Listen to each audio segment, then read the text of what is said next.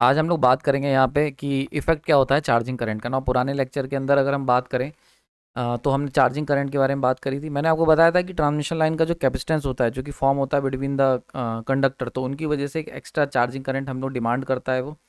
ठीक है, और उसके फीचर्स क्या होते हैं ये भी हमने लास्ट लेक्चर के अंदर डिस्कस करा था ना। आज इस लेक्चर में फुर्सत में बात करेंगे कि इफेक्ट क्या होंगे उस चार्जिंग करंट के। बड़ा इंपॉर्टेंट है कि चार्जिंग करंट सिस्टम में आ गया तो क्या होगा। तो चलिए शुरू करते हैं। सबसे पहले इसको समझने के लिए हमें रिएक्टिव पावर को बहुत अच्छे से समझना पड़ेगा। तो रिएक्टिव पावर को अच्छे से अगर हम समझना चाहते हैं तो दो एलिमेंट हैं जो पैसिव एलिमेंट होते हैं। ठीक है, एक होता है इंडक्टर और एक होता है कैपेसिटर ना। अगर ध्यान से देखोगे तो ये वाला डायग्राम मैं बहुत बार इसको बना चुका हूँ, आपको याद रखना है। इंडक्टर जो होता है ये क्या करता है, ये लीडिंग रिएक्टिव पावर को डिलीवर करता है और लैगिंग रिएक्टिव पावर को एब्जॉर्ब करता है। वहीं पे कैपेसिटर क्या करता है, डिलीवर करता है लैगिंग रिएक्टिव पावर क्यू को और एब्जॉर्ब करता है लीडिंग रिएक्टिव पावर क्यू को। ठीक है, ये जो मैं कह रहा हूँ इसको बहुत इंपॉर्टेंट है ये, क्योंकि क्या होता है बहुत बार आपसे पूछा जाता है। तो देखो ऐसा नहीं है कि कैपेसिटर, हम लोग क्या मान के चलते हैं जनरली कि एक इंडक्टर है तो वो क्या करेगा, रिएक्टिव पावर क्यू को एब्जॉर्ब करेगा, और कैपेसिटर है तो वो क्या करेगा, डिलीवर करेगा क्यू को। ऐसा नहीं है, ये बहुत ही ऊपर से अगर हम बात करते हैं तब ऐसा है, लेकिन अगर अंदर जाके इसको बात करोगे तो क्यू दो तरीके की होती है, एक होती है लीडिंग होती है एंड एक होती है आपकी लैगिंग। ठीक है, तो यहाँ पे ये चीज़ मैंने समझाई है। तो क्यू जो इंडक्टर एब्जॉर्ब करता है वो लैगिंग रिएक्टिव पावर होती है, और इसी तरीके से कैपेसिटर जो डिलीवर करता है वो भी लैगिंग रिएक्टिव पावर होती है। लेकिन एल इंडक्टर भी डिलीवर करता है लीडिंग रिएक्टिव पावर को, और सी एब्जॉर्ब भी करता है लीडिंग रिएक्टिव पावर को। समझ में आ रही बात ये, क्लियर हो रहा है यहाँ पे। तो जब भी अगर कोई आपसे कहता है कि क्या कैपेसिटर केवल डिलीवर करता रहेगा, रिएक्टिव पावर एब्जॉर्ब नहीं करेगा, तो नहीं, कहना करेगा। लीडिंग जो होगा वो एब्जॉर्ब करेगा और लैगिंग रिएक्टिव पावर को डिलीवर करेगा। So this is an important chart जो आपको याद रखना है। ठीक है, नाउ कन्वेंशन के हिसाब से क्या होता है, कन्वेंशन के हिसाब से फिर हम लोग क्या कहते हैं, हम लोग एल को क्यों कह देते हैं कि एल हमेशा क्यू को सॉरी एब्जॉर्ब करेगा, और सी हमेशा जो है वो क्यू को डिलीवर करेगा। ये क्यों कह देते हैं, क्योंकि जनरली हम लोग जब भी रिएक्टिव पावर की बात करते हैं तो लैगिंग रिएक्टिव पावर की बात करते हैं। किसकी बात करते हैं, लैगिंग रिएक्टिव पावर की। तो लैगिंग रिएक्टिव पावर को इसीलिए हम लोग लैगिंग क्यू को ही क्यू लेके चलते हैं। तो अगर किसी एग्जाम में तुमसे पूछ लिया जाता है नॉर्मल, अगर कहीं पे लिखा हुआ है रिएक्टिव पावर, तो उसके लिए बाय डिफॉल्ट मान लेना वो लैगिंग रिएक्टिव पावर की बात हो रही है। क्लियर है, ठीक है। तो अगर कोई आपसे लीडिंग रिएक्टिव पावर पूछता है, केवल तब आपको ये ज्ञान बांटना है। अगर आपसे कोई कह देता है केवल जस्ट रिएक्टिव पावर लिखा हुआ है, तो ध्यान रखना वो जब अगर जस्ट रिएक्टिव पावर लिखा है तो जो पर्सन है या जो क्वेश्चन है, it's talk about the lagging reactive power. समझ में आ रही बात है, तो पहले तो इस कॉन्सेप्ट को क्लियर कर लो। तो अगर लैगिंग रिएक्टिव पावर को हम लोग बाय डिफॉल्ट क्यू ले लें, देन ये बात बिल्कुल सही हो जाती है कि देखो यहाँ पे लिखा हुआ है absorb Q and deliver Q. समझ में आ रही बात है, तो सी जो होगा वो डिलीवर करेगा क्यू को, और एल जो होगा वो एब्जॉर्व करेगा क्यू को। तो ये बात यहाँ पे ठीक हो जाती है। लेकिन अगर लीडिंग पूछ लेता है या ये कह देता है कि लीडिंग लैगिंग जैसी टर्म गेट में काफ़ी, गेट में कई बार इस पे कुछ क्वेश्चंस मैंने देखे हुए हैं, 2-3 क्वेश्चन आई थिंक मैंने देखे थे प्रीवियस ईयर के पेपर्स में। तो अगर ऐसा कभी भी होता है तो आपको पूरी इन्फॉर्मेशन पता होनी चाहिए। ठीक है, क्लियर हो गया। नाउ आगे बात कर लेते हैं। यहाँ पे अगर हम ट्रांसमिशन लाइन की पूरी बात करते हैं, ठीक है, तो ट्रांसमिशन लाइन है और मान के चलते हैं ये मशीन, इस पर लोड लगा हुआ है। तो अगर हम ट्रांसमिशन लाइन को ध्यान से देखें तो ट्रांसमिशन लाइन के अंदर अगर हम क्या होता है, आर होता है, एल होता है, सी होता है, जी होता है। अगर हम रेजिस्टेंस और ये कंडक्टेंस को पिक्चर से नेग्लिजिबल या हटा देते हैं, केवल और केवल रिएक्टिव रिएक्टिव एलिमेंट की एनालिसिस करते हैं, रिएक्टिव एलिमेंट की एनालिसिस अगर हम लोग करें केवल, तो यहाँ पे बड़ी इंटरेस्टिंग चीज़ देखने को मिलती है। यहाँ पे ये जो रिएक्टिव एलिमेंट कौन कौन से होगा, एल एंड सी। तो ट्रांसमिशन लाइन के अंदर एल भी है बना हुआ है लगातार, और सी भी बना हुआ है। ठीक है, तो ऐसे में क्या होता है कि एल जो है वो एब्जॉर्व करेगा रिएक्टिव पावर। ठीक है, तो देखो ये एब्जॉर्व कर रहा है। ठीक है, तो एल लगातार एब्जॉर्व कर रहा है रिएक्टिव पावर, और कैपेसिटर जो फॉर्म हो रहा है बिटवीन द कंडक्टर वो क्या कर रहा है, डिलीवर कर रहा है रिएक्टिव पावर। तो देख रखो कि एल जो है वो क्या करेगा, एब्जॉर्व करेगा रिएक्टिव पावर, और सी जो है वो डिलीवर करेगा रिएक्टिव पावर। ठीक है, इससे क्या होता है, अगर हम क्यू डिमांड की बात करें, क्यू नेट डिमांड जो हमें देखने को मिलेगी, तो वो कितना होगा। तो एक तो होगा, मान के चलते हैं ऐसे केस में लोड जो है ये आपका क्या है, दिस इज योर लोड। तो अगर हम मान लें कि लोड भी कुछ क्यू लोड की डिमांड कर रहा है, तो ऐसे में क्यू लोड, ठीक है, प्लस क्यू एल टोटल, ठीक है, Q L total minus Q C total. ठीक है, तो मान के चलते हैं ये जो कैपेसिटर जो है ये Q C Q C Q C Q C सब डिलीवर कर रहे हैं, तो नेट कितनी कैपेसिटर से रिएक्टिव पावर आ रही है, इंडक्टर की कितनी डिमांड है, अगर इनको बैलेंस आउट कर लेंगे प्लस लोड, तो ये हो गया तुम्हारा यहाँ पे this is your net demand, तो this is your net reactive demand. ठीक, इस फॉर्मूले का आगे इस्तेमाल कर लूंगा, ध्यान से समझ लेना। ठीक है, क्लियर हो रहा है? तो ये मॉडल का ही हम आगे अभी इस्तेमाल करेंगे जब मैं आपको इसके इफेक्ट बताऊंगा। तो आपको ये समझ के चलना है कि जो भी कोई मशीन रिएक्टिव पावर मांग रही है वो क्यू लोड हो गया, उसके अलावा जो ट्रांसमिशन लाइन मांग रही है वो क्यू एल हो गया ना। ये तो हो गई नेट डिमांड। अब इनको कंपनसेट कौन कर रहा है? तो कंपनसेट कर रहा है हमारा छोटा सा कैपेसिटर। ठीक है, तो लाइन की ट्रांसमिशन लाइन के अंदर जो कैपेसिटर बना हुआ था वो जो रिएक्टिव पावर सप्लाई करेगा वो बैलेंस आउट करने की कोशिश करेगा क्यू एल को और क्यू लोड की डिमांड को। ठीक है, अभी आगे चल के देखते हैं कितना कर पाता है। तो यहाँ पे देख लो कि अगर सिंगल फेज लाइन है, अगर हम सिंगल फेज लाइन की बात करें तो कैपेसिटर जो रिएक्टिव पावर डिलीवर करेगा वो कितनी होगी? V इंटू आई सी होगी, Q इक्वल टू वी आई, तो V इंटू आई सी। और अगर हम इसको खोल लेते हैं तो आई सी को हम लोग याद है अभी पीछे हमने देखा था V अपॉन ओमेगा सी था, या V अपॉन एक्स सी कह सकते हैं, तो वो यहाँ पे लिख दिया, तो V स्क्वायर अपॉन एक्स सी। तो ये बड़ा इंपॉर्टेंट फॉर्मूला, इसको याद कर लेना, क्योंकि ये पूछा जाता है कि कभी भी आपसे पूछा जा सकता है कि ट्रांसमिशन लाइन के बीच में जो लाइन कैपेसिटेंस है वो कितनी रिएक्टिव पावर को डिलीवर कर रहा है। अभी आगे इसका यूज भी पड़ेगा। तो अगर सिंगल ट्रांसमिशन लाइन है तो ये हो गया लाइव वायर, ये हो गया न्यूट्रल वायर, और इनके बीच में बना है कैपेसिटर सी। तो ये कैपेसिटर जो है ये डिलीवर करेगा क्यूसी पावर को। ठीक है, समझ में? अब आईसी क्या बता रखा है?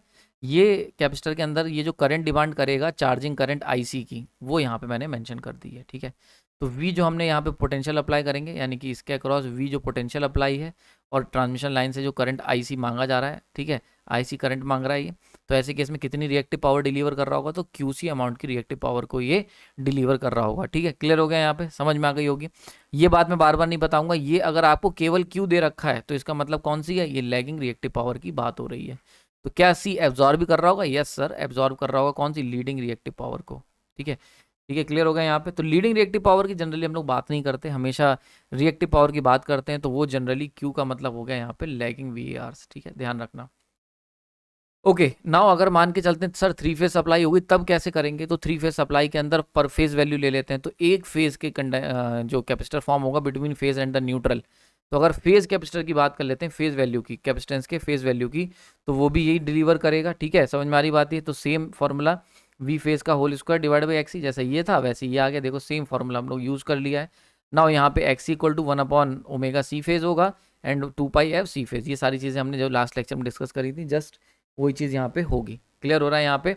तो यानी कि अगर हम इसको ऐसे करके लिख दें क्यू सी फेज में, तो वो आ जाएगा V फेज का whole square omega C phase. समझ में आ रही बात है? इसको और लिखोगे तो 2 pi F C phase V phase का whole square. So that is the complete equation. समझ में आ रहा है? तो this much amount of reactive power जो होगा वो लाइन का कैपेसिटेंस डिलीवर करेगा in case of three phase line. Per phase value की बात हो रही है यहाँ पे। ठीक है, और अगर कोई कहता है कि टोटल कितनी हुई, तो भाई 3 लाइनें हैं, तो अगर एक फेज न्यूट्रल के साथ इतनी रिएक्टिव पावर डिलीवर कर रहा है तो 3 फेज कितनी करेंगे? तो 3 into phase value, 3 into phase value, simple.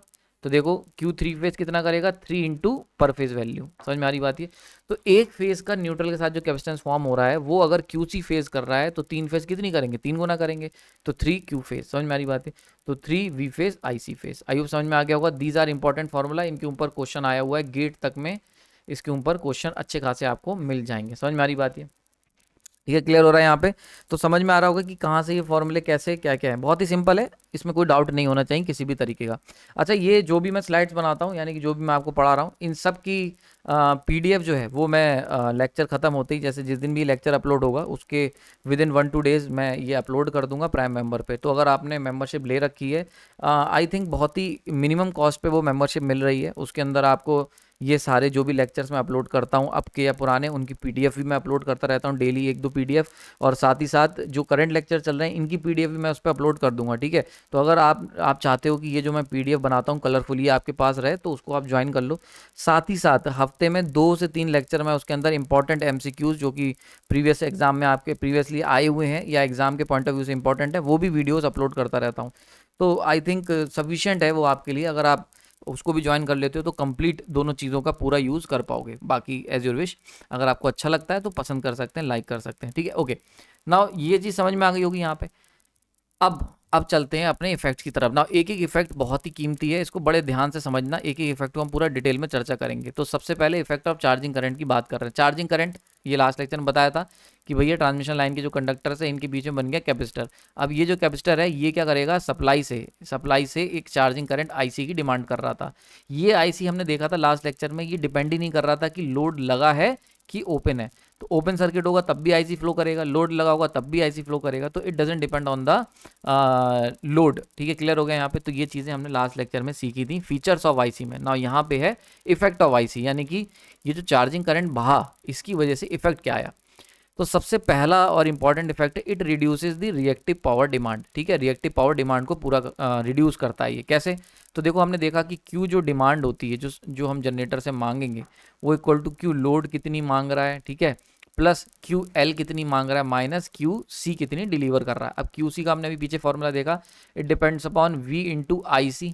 ठीक है, वी और आई सी पे। तो आई सी क्या है, this is your charging current. तो अगर चार्जिंग करंट फ्लो कर रही होगी तो क्यूसी होगा पिक्चर में ना। अब देखो क्या होगा, तो जो जनरेटर के पास डिमांड आ रही होगी रिएक्टिव पावर की, अगर क्यूसी नहीं होता, जीरो कर दोगे तो बहुत ही ज़्यादा डिमांड आती ना। क्यूसी क्योंकि अवेलेबल है, कैपेसिटेंस लाइन के कैपेसिटेंस बन रहे हैं, तो ये चार्जिंग करंट की मदद से क्या होगा, चार्जिंग करंट जो फ्लो कर रहा होगा, this will supply the reactive power. ठीक है, और ये रिएक्टिव पावर जो डिमांड है उसको कुछ हद तक कैंसिल आउट करने की कोशिश करेगा।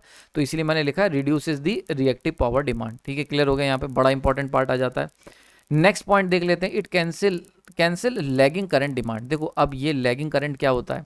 तो देखो जनरली अगर हम बात करते हैं, इस फेजर को बहुत ध्यान से देखो, तो जनरली अगर हम बात करते हैं रेजिस्टिव, अगर रेजिस्टेंस लोड है, रेजिस्टिव लोड है, अगर रेजिस्टिव लोड अगर आपका है, तो ऐसे केस में जो सप्लाई से करंट मांगी जाएगी वो इस तरीके से इन फेज होगी वी के। मान के चलते हैं this is your V voltage. ठीक है, तो वोल्टेज के सेम फेज में होगी करंट। ठीक है, लेकिन अगर मान के चलते इंडक्टिव लोड है, इंडक्टिव डिमांड है, इंडक्टिव लोड लगा रखा है आपने, तो ऐसे केस में सप्लाई वोल्टेज से 90 डिग्री क्या होगा, लैग कर जाएगा करंट आई एल। तो देखो यहाँ पे 90 डिग्री लैग कर गया।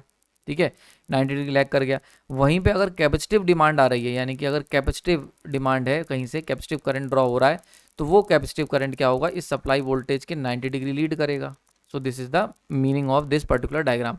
तो ये क्या दिखा रहा है कि जो कैपेसिटिव करंट, यानी कि ये क्या, this is your charging current. तो मैंने अभी लास्ट लेक्चर में बताया था ना, चार्जिंग करंट क्या होता है, प्योरली कैपेसिटिव करंट होती है, प्योर कैपेसिटिव करंट। तो जब भी ट्रांसमिशन लाइन के अंदर चार्जिंग करंट फ्लो होगी तो वो क्या होगी, आईसी, यानी कि लीडिंग करंट ड्रॉ होगी। ठीक है, और वहीं पे अभी हमने देखा था Q demand equal to Q L load plus Q L minus Q C, ये हमने देखा था। इस इक्वेशन को बड़ा ध्यान से याद रखना। तो अब क्या होगा, जो इंडक्टिव लोड मांग रहा है, इंडक्टिव लोड की जो करंट होगी वो आई एल होगी। समझ में आ रही बात, ये बिल्कुल क्लियर हो रहा होगा। तो यहाँ पे और रेजिस्टिव लोड जो मांग रहा होगा वो आई आर होगी। तो तीन करंट पिक्चर के अंदर ड्रॉ कर चल रही हैं। एक होगा जो ट्रांसमिशन लाइन और लोड के रेजिस्टिव करंट है, आई आर फ्लो कर रही है। ठीक है, एक इसी के अंदर आई सी फ्लो कर रही है बिकॉज ऑफ लाइन कैपेसिटेंस, और एक इसी के अंदर आई एल फ्लो कर रही है। तो ये जो आई एल है ये हो गई लैगिंग करंट डिमांड। ठीक है, अब बड़ी इंटरेस्टिंग चीज़ अगर यहाँ पे ध्यान से देखो, तो लैगिंग करंट जो है वो जस्ट अपोजिट होती है चार्जिंग करंट के। तो ऐसे केस में यहाँ पे चार्जिंग करंट कैंसिल आउट कर देती है इस लैगिंग करंट को। समझ में आ रही बात ये। तो lagging current, this is your lagging current demand and this is the charging current. तो देख सकते हो एक दूसरे के दोनों अपोजिट होते हैं, 180 डिग्री आउट ऑफ फेस। तो they both cancel out each other, जितना हद तक कैंसिल कर सकते हैं। तो अल्टीमेटली क्या होगा, कैंसिल करेगा लैगिंग करंट डिमांड को, या कह सकते हैं रिड्यूस कर देगा। अगर मान के चलते हैं लोड भी मांग रहा है, लाइन के इंडक्टर भी मांग रहे हैं, तो कैपेसिटिव करंट या चार्जिंग करंट इतनी ज़्यादा तो नहीं होती, पर काफ़ी हद तक कैंसिल आउट कर देगी। ठीक है, समझ में आ रही बात ये।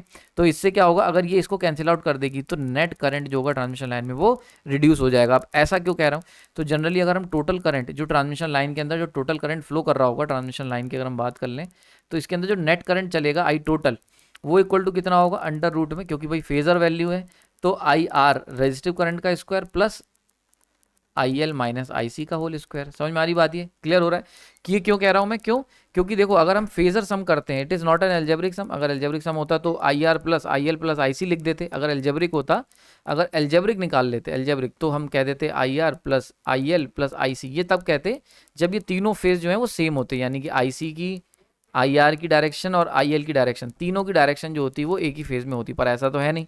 समझ में आ रहा है। तो this is a phasor sum. अब फेजर सम की वैल्यू क्या होती है, इस तरीके से हम उसको निकालते हैं। ठीक है, तो यहाँ पे जो वैल्यू निकल के आएगी इस आई आर का होल स्क्वायर, ठीक है, प्लस इन दोनों का नेट का होल स्क्वायर।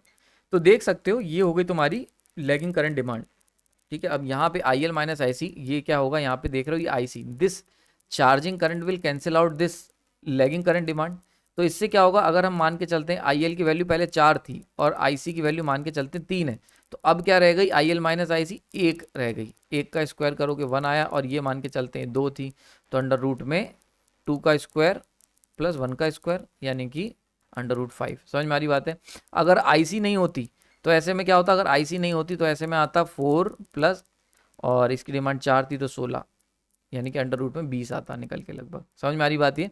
सो देख सकते हो कि ये इससे क्या हुआ, ultimately current in the transmission line reduce हो गया। ठीक है, क्लियर हो गया यहाँ पे। तो ये जो चार्जिंग करंट फ्लो करी, इसने क्या करा, जो इंडक्टिव करंट फ्लो कर रही थी लैगिंग करंट, इसको कैंसिल आउट करना स्टार्ट कर दिया। ठीक है, तो आई आर ऐसे चल रही थी, इसको विजुलाइज कर लो, दिस इज आई एल और इधर चल रही आई सी। अब ये आई एल और आई सी एक दूसरे को कैंसिल आउट करेंगे तो नेट करंट जो रह जाएगी वो कम रह जाएगी। समझ में आ रहा है। तो that is the concept. Second point समझ में आ गया होगा, नहीं समझ में आया तो कमेंट सेक्शन में बताना और डिटेल में इसको हम लोग कोशिश करेंगे समझाने की। नाउ थर्ड पॉइंट बड़ा इंपॉर्टेंट है, efficiency of the transmission line improves. Now efficiency क्या होती है, तो एफिशिएंसी जनरली होता है आउटपुट अपॉन इनपुट। ठीक है, और इसको अगर हम और अच्छे से तोड़ें तो आउटपुट अपॉन में आउटपुट प्लस लॉसेस कह सकते हैं। ठीक है, आउटपुट प्लस लॉसेस, यानी कि अगर हमने लॉसेस ट्रांसमिशन लाइन के कम कर दिए तो एफिशिएंसी इंप्रूव हो जाएगी। भाई सीधी सी बात है, एफिशिएंसी अच्छी होने का मतलब है लॉसेस कम है। अब लॉसेस, तो ट्रांसमिशन लाइन के अंदर जो लॉसेस होते हैं, ठीक है, वो बेसिकली किसकी वजह से होंगे, आई स्क्वायर आर की वजह से लॉसेस होंगे मेनली। तो आई स्क्वायर, अब यहाँ पे आई जो है बड़ा इंपॉर्टेंट आ जाता है, this is the resistance of the line, resistance of line. तो ट्रांसमिशन लाइन का जो रेजिस्टेंस है वो तो आर हो गया। Now this current is very interesting, ये करंट क्या होता है, ये टोटल करंट होता है जो उस ट्रांसमिशन लाइन में फ्लो कर रहा है, मतलब रिएक्टिव एंड एक्टिव बोथ, यानी कि रेजिस्टिव जो करंट फ्लो कर रहा है और जो लैगिंग करंट फ्लो कर रहा है, सब टोटल करंट। तो टोटल करंट जो फ्लो कर रहा है इस पर डिपेंड करता है। ठीक है, अब देखो अभी हमने पीछे क्या पढ़ा कि चार्जिंग करंट क्या करेगा, रिड्यूस कर देगा, ये कैंसिल की जगह रिड्यूस कर देना, रिड्यूस ज़्यादा सही है, एक अच्छा वर्ड है, रिड्यूस लैगिंग करंट डिमांड। ठीक है, क्योंकि इसे कैंसिल आउट करेगा। ठीक है, इसको एक दूसरे को कैंसिल आउट करेगा तो रिड्यूस हो जाएगी। तो अभी हमने देखा कि चार्जिंग करंट फ्लो होने से नेट करंट जो होता है ट्रांसमिशन लाइन में वो रिड्यूस हो जाता है, ये एरो दिखा रहा है ना नीचे की तरफ, रिड्यूस हो जाता है। तो जब चार्जिंग करंट फ्लो होने से नेट करंट यानी कि आई टोटल कम हो जाएगा, तो इससे क्या होगा, आई स्क्वायर आर भी कम हो जाएंगे। अब आई स्क्वायर आर कम होगा तो लॉसेस कम हो जाएंगे, अगर लॉसेस तुम्हारे रिड्यूस हो गए तो ट्रांसमिशन लाइन की एफिशिएंसी इंप्रूव हो जाएगी। क्लियर हो रहा है यहाँ पे। तो देखो ये चीज मैंने बता रखी है कि आई टोटल जो होगा, आई टोटल देखो लॉसेस क्या होते हैं, आई टोटल का whole square into R, I total equal to under root में आई आर का square plus I L minus I C, अभी हमने पीछे निकाला था। तो अब आई सी की वजह से क्या हुआ, ये वाला पर्टिकुलर, अगर आई सी की वैल्यू ज़्यादा होगी चार्जिंग करंट तो ये वाली वैल्यू कम हो जाएगी, ये कम होगी तो नेट वैल्यू टी की आई टोटल कम हो जाएगी। और अगर लाइन में टोटल करंट भी कम फ्लो कर रहा है तो उसका स्क्वायर टाइम्स आर भी वैल्यू कम हो जाएगा। So losses reduces and efficiency improve. समझ में आ रही बात ये। ना चौथा पॉइंट देख लेते हैं। चौथा पॉइंट जो है पहले पॉइंट से कनेक्टेड है। हम सब जानते हैं कि यहाँ पे दे रखा है voltage regulation of transmission line improve. अब देखो ट्रांसमिशन लाइन का ही वोल्टेज वही होता है कि V supply minus V receiving divide by V supply कह सकते हैं हम लोग इसको। ठीक है, क्लियर हो रहा है यहाँ पे, यानी कि supply minus receiving divide by V supply. ठीक है, तो ये हम लोग जानते हैं। अब देखो रिसीविंग एंड का वोल्टेज बड़ा इंपॉर्टेंट है। हम सब जानते हैं कि अगर अगर Q जो रिएक्टिव पावर है, जितनी आपकी डिमांड है, ठीक है, अगर डिमांड जो है रिएक्टिव पावर की वो ज़्यादा है कंपेयर टू द सप्लाई के, या सिस्टम के अंदर जितनी रिएक्टिव पावर मौजूद है उससे ज़्यादा की डिमांड है, तो हम जानते हैं कि रिसीविंग एंड वोल्टेज डिप करने लगेगा। अब रिसीविंग एंड अगर वोल्टेज डिप करने लगेगा तो जो ट्रांसमिशन लाइन का वोल्टेज रेगुलेशन है वो क्या होगा, पुअर वोल्टेज रेगुलेशन होने लगेगा। तो हमें क्या करना पड़ेगा, तो ये तो समस्या थी ना। अब क्योंकि because of the line capacitance charging current flow करेगा, चार्जिंग करंट फ्लो करने के कारण क्या होगा, कैपेसिटर जो लगे हुए हैं वो रिएक्टिव पावर सप्लाई करने लगेंगे। तो रिएक्टिव पावर जब सप्लाई करेंगे तो उससे क्या होगा, क्यू डिमांड कम हो जाएगी। अभी हमने पीछे सीखा, ये देखो यहाँ पे लिखा हुआ है। ठीक है, अब क्योंकि रिएक्टिव पावर की डिमांड कम हो गई तो हमारी जो डिमांड है वो लगभग लगभग क्लोज टू आ जाएगी सप्लाई के। और हम सब जानते हैं अगर रिएक्टिव पावर डिमांड और सप्लाई लगभग बराबर हो गई तो वोल्टेज प्रोफाइल इंप्रूव होती है, रिसीविंग एंड का वोल्टेज इंप्रूव होगा। तो अगर रिसीविंग एंड का वोल्टेज इंप्रूव होगा तो V S minus V R की वैल्यू अप्रॉक्सीमेट जीरो की तरफ जाने लगेगी, और इसको हम कह देते हैं वोल्टेज रेगुलेशन का इंप्रूवमेंट। समझ में आ रही है। तो जो सोच सकते हो, मतलब देखो कितना इंपॉर्टेंट है कि लाइन के अंदर जो नेचुरल कैपेसिटेंस है form between the capacitors form between the conductors, तो लाइन के अंदर जो कंडक्टर के बीच में कैपेसिटेंस बन रहा है वो जो चार्जिंग करंट ले रहा है वो सब कुछ पूरी चीज़ को रिवॉल्यूशनाइज कर दिया है उसने। ठीक है, वोल्टेज रेगुलेशन भी इंप्रूव हो रहा है। क्लियर हो रहा है यहाँ पे। आई होप समझ में आ रहा हो, किसी भी तरीके की कोई समस्या नहीं होनी चाहिए आई थिंक। ठीक है, नाउ नेक्स्ट, ये बड़ा इंपॉर्टेंट पार्ट है यहाँ पे, इसको डायग्राम को पूरा कर लेते हैं। हाँ, ये भी बड़ा इंपॉर्टेंट पार्ट है, इसको बड़ा ध्यान से समझ लो। Power loss due to charging current even when line is not loaded, बड़ा ये निगेटिव इफेक्ट है। ठीक है, अभी तक हमने जितने भी 4 इफेक्ट पढ़े वो सब के सब पॉजिटिव इफेक्ट है। ठीक है, यहाँ पे देखो, एक मिनट, ये हमने अभी पीछे देखे तो जितने भी इफेक्ट देखे 1 2 3 4, these all are positive effect. ठीक है, positive effect of line charging current, positive effect of charging current. लेकिन अब जो हम बताएंगे, अब जो हम आगे के जो 2 इफेक्ट देखेंगे, 5वां नंबर का और 6ठा नंबर का, दीज आर नेगेटिव इफेक्ट्स। कि निगेटिवली क्या होता है, क्योंकि हर साइड के एक 2 पहलू होते हैं, तो नेगेटिव समझ लो। तो अभी मैंने आपको पीछे क्या बताया था, बहुत इंपॉर्टेंट, कि अगर मतलब पीछे मतलब पुरानी स्लाइड में, पिछले लेक्चर हमने देखा था कि चार्जिंग करंट तब भी फ्लो करता है जब कोई लोड लगा हुआ नहीं है, ये हमें पता है बिल्कुल अच्छे से। तो अगर हमने ट्रांसमिशन लाइन के अंदर कोई लोड नहीं लगाया है तब भी कैपेसिटर अपना चार्जिंग करंट ड्रॉ करेंगे सिस्टम से। तो एक तो ये बात हो गई। अब एक चीज़ हमने अभी जस्ट पीछे देखी कि जो करंट होता है, करंट जब भी ट्रांसमिशन लाइन के अंदर जो भी करंट फ्लो करेगा उसका square into resistance of conductor, ये क्या होगा, these are the losses, these are comes under the category of losses. समझ में आ रही बात, ही क्लियर हो रहा है यहाँ पे। तो जब भी कोई करंट ट्रांसमिशन लाइन के अंदर फ्लो करता है तो उसकी वजह से लॉसेज होना तय है। ठीक है, क्योंकि वो रेजिस्टेंस, ट्रांसमिशन लाइन का रेजिस्टेंस तो है ही है। अब करंट वो चाहे चार्जिंग करंट हो, चाहे वो लोड करंट हो, चाहे दोनों का मिक्सचर हो, अगर ट्रांसमिशन लाइन में या किसी भी कंडक्टर के अंदर अगर करंट फ्लो करेगा तो वहाँ पे लॉसेज होना तय है।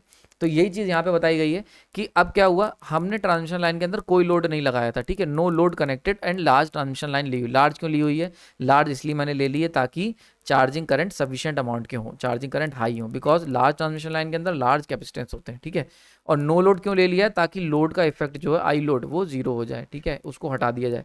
तो यहाँ पे हम देख सकते हो, अब यहाँ पे जो ग्रीन कलर की लाइन देख रहे हो ना, ये तो जनरेटर से specially this IC charging current flow हो रहा है लगातार, ये चार्जिंग करंट फ्लो हो रहा है in order to charge these line capacitors. अब ये जो लाइन कैपेसिटर्स हैं इनको चार्ज करने के लिए करंट ड्रॉ हो रहा है।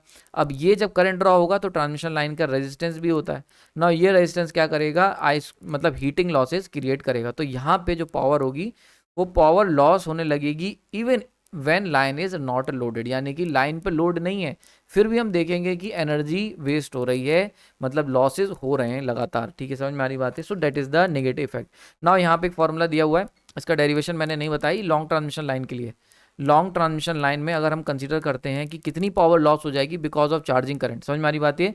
तो इन case of long transmission line, मैंने लिया ना लार्ज ट्रांसमिशन लाइन, तो लॉन्ग ट्रांसमिशन लाइन में अगर पावर लॉस निकालें ड्यू टू चार्जिंग करंट तो वो वैल्यू निकल के आएगी IC का स्क्वायर R डिवाइड बाई 3। समझ में आ रही, वेरी इंपॉर्टेंट, समझ में आ रहा है। तो अगर transmission line long transmission line है, लॉन्ग क्यों ली है, क्योंकि कैपेसिटिव इफेक्ट हम इंक्लूड कर सकें। तो लेंथ को यहाँ पे मैंने इंक्लूड करके जब इसको सॉल्व, उसमें डेरिवेशन में सॉल्व किया हुआ था, मैंने इसको स्किप कर दिया है।